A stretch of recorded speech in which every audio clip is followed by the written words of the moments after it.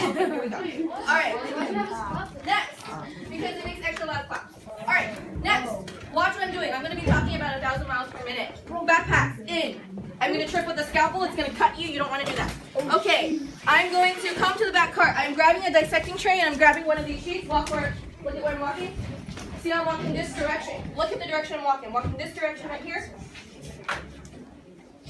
Take a frog. Put it on your tray. Look at what direction I'm walking. I'm going towards the screen. Towards what? Towards the screen. Go around. Do not block traffic. You block traffic, somebody with a scalpel in their hand, they're going to cut you. Be careful. Okay. When I get to my screen, look at the screen. Don't talk. If you talk, you don't get to do the dissection today. And it's a 0. Okay. Here we go. Your goal is to fill up this sheet. Every time you put something on this sheet, you get a point. This is how I grade you, by this sheet. You'll see that there are 15 boxes here. The last 2 are optional because it's hard to tell sometimes with the reproductive organ for the male and female. So, once you get your tray, today we're pretty much going to be doing surgery. Like a surgeon, you are professional. So this is like, today we're in a veterinarian school or vet school.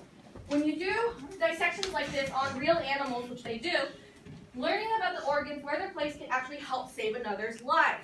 So, we're going to be making very precise cuts. We are not butchering the frog. I had one person yesterday who did not follow directions, did something he wasn't supposed to, and got a complete 0. You know what he did? Yeah. He cut off a leg. That is absolutely unprofessional. I automatically gave him a 0. He was not happy. I was not happy at all. Okay, first, the capital letter I. Okay, capital letter I. You have to go pretty far below. And so imagine if you are making the capital letter I, here's the bottom of your eye. You're going to have to get through 2 layers. A layer of skin and a layer of muscle. So, what capital letter am I trying to make? I. Do you see how far up this is? The biggest mistake that people make is that they make this cut down here where the arms are. No. If you do that, you're going to miss the heart. See right here? This is where the heart is. You have to go a bit higher. Now, go ahead and put your hand on your chest where your heart is. There's a bone right there. Repeat after me. Sternum. Sternum. The sternum is the bone that protects your heart. Sometimes when people do CPR and do chest compressions, they will have to break the sternum in order to save that person's heart. Now, I've just cut through the sternum right here. There's a bone right there. Now, do not ever cut using the tip. See that tip right there? Yeah. You put pressure on there, it will break off and fling into your eye. I'm serious. If at any time the blade breaks, you immediately notify me, I get you a different blade. Use this side, the flat side that is still sharp. Not this flat side that's dull. The flat side that's sharp. So which side, class? Sharp. Sharp, but flat side, not the pointy end. Pointy end equals pressure, pressure equals flip into your eye, bad. Okay, so you're going to need to use that and do kind of a sawing motion. Remember, you are professional. Your goal is to make it look like the frog puzzle. So look at your frog puzzle all the time. In fact, you're going to have to look at it now. So, as I open this up, you'll see that there is a layer of skin first, and, if possible, a layer of muscle at the same time. If not, do the eye cut again. Now, when you feel like there's too much pressure and you're afraid the blade will break, switch to scissors. So what do you do when you're afraid, class? Switch to scissors. Good. See how there's a flap right there? Yeah. Okay, so now it looks like I need to switch to scissors here so that I can open up the muscle layer as well. So I'm going to take the scissors, open it as wide as I can. And by the way, you can always automatically excuse yourself and go outside for fresh air if you absolutely cannot handle this right now. I'm going to take a pin. Should the pin only go through the skin or also the muscle, class? Also the muscle. Otherwise, the muscle will get in your way. If the arm is in your way, please pin it down as well. Do you see how I'm getting to the point where it's starting to look like the puzzle here? Yeah. Okay, that is your goal. Again, I'm going to take the scissors. I'm going to make incisions. Now remember, surgeons, do not hesitate. When you hesitate, you make mistakes. You just have to do it. You're fast, you're professional. And remember, knowing the different organs and where they're placed can really help somebody. And in fact, this is similar to how it's placed inside of a human body. So knowing that a person has pain in a certain part of their chest or their stomach area can actually help you pinpoint, where the pain is coming from. This could actually really help. Okay, class, now does it look like your frog puzzle? Yeah. Good, okay. So, up here, where it is triangular, Right here. Do you see where it's triangular right there? Yeah. What is that? Look at your puzzle, class. Heart. Heart. Now, there are 3 lobes. Look at your puzzle. What are the 3 lobes called? Liver. Good. Now, flip it over. You see this bubble right there? Yeah. Okay. What is that hanging off of the liver? Look at your puzzle. Good. At this point, take your scalpel, lift up your 3 lobes of the liver, and you cut from below. Remember, you're a professional. You are going to continue on until all of it is out. So just continue until, there you go. All of it's out. However, in my hand, I have more than just the liver. I also have the heart, that triangle. I flip it over, and I have, what was this again, this bubble? So you're going to need to separate those 3 things out and place them in the correct spot on your sheet here. So separate the gallbladder, the heart, and the liver. That's 3 points already, okay?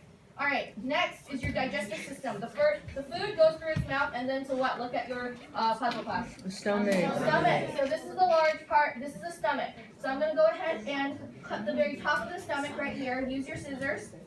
Don't be afraid. If you are afraid, you will make mistakes. Just trust your instincts. All right. Anytime there's clear membrane, it's safe to snip. What is safe to snip, class? Clear membrane. Okay. As soon as it gets skinny, what does it become? Look at your frog puzzle. After the stomach, it becomes small intestine. Good. So take your stomach, put it on your sheet. That's another point for you. All right. Next, the small intestine, okay, is going to have a lot of clear membrane. Is clear membrane safe to snip, class? Yes. Yes. So I'm snipping away the clear membrane. As soon as it becomes wide all the way down here, what is this? Look at your puzzle. Large intestine. Good. Large intestine. So I'm going to snip the very bottom of the large intestine, and then that way I get all my intestines. Okay. All right. Now I should separate these out into 2, small and large. However, I am seeing that there is something extra right here. There is something extra. Ah, there it is. What is that little oval shape at the bottom? It's kind of near the large intestine. Look at your puzzle. What is the oval shape called? Nope. No. There's one. Spleen. Very good. So you're going to take this and then separate it out on your sheet. Okay. Now, next, the fat bodies. They should be finger-like. There are 2 fat bodies. One on the one left side, one on the right side. There's one of the fat bodies, and then the other fat body is on the other side. Okay, take that. Remember, yellow is usually what in the body, class? Now, if you're lucky, you might see testes or ovaries. I got lucky. I can see the ovaries. If you happen to have something like this, which most of them don't, those are ovaries. You don't get extra credit, but you do need to snip them out so you can reach the other organs. So I'm going to go ahead and try to take them out so I can show you the other organs that you're going to need. Okay. Do you see in the back how there's brown right there? Yeah. And do you see how up here there's also brown?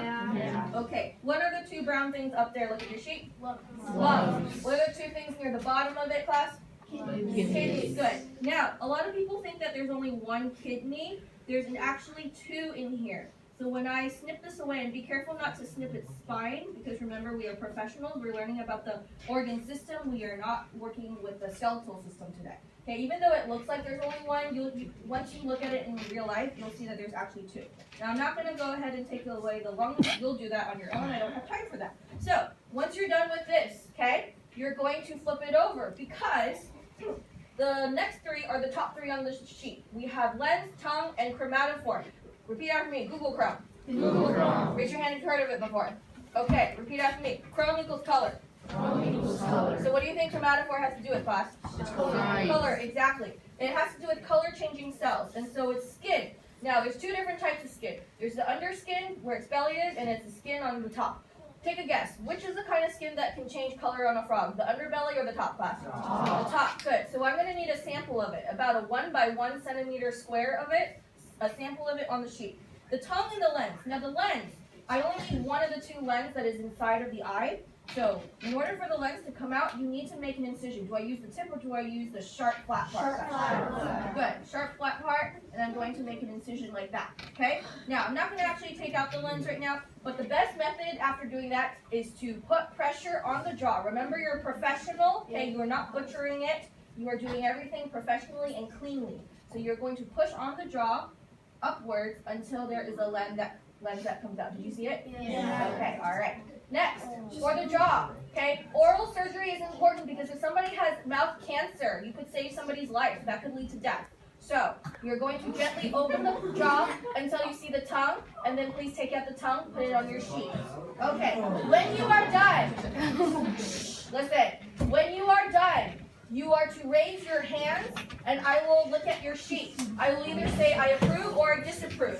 If I approve and there's still time, I will give you the option of opening its stomach to see what it had for its last meal. If there's no time, don't do it. Okay, and then you're going to take all of the organs and put it back. Listen. You have to put all the organs gently back in the cavity of its body. You will get 2 pieces of paper towel. One is for rolling the frog gently in the paper towel, kind of like a mummy, and carefully placing it in that trash can. Point to that trash can. Only that one. That one? No. That one. The second paper towel will be for blotting. If you wipe blades or if you wash blades, you will definitely give yourself a finger cut. Okay?